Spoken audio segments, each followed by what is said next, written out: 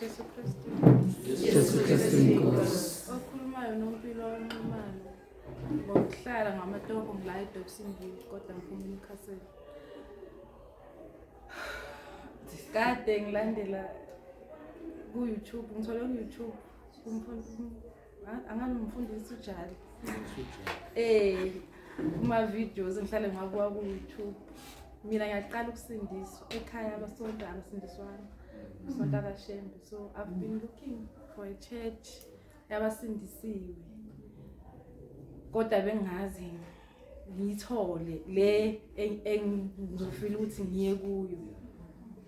Kade ngilandela uYouTube kamfundisi uJali. Mhlambe around April ngilokho ngiyalandela every Sunday ngiyachecka ubufakazi nenjumayelo nani. So wagcina uvumile ukuthi ngivuke namhlanje ngize ngapha esontweni. So yilokho nje.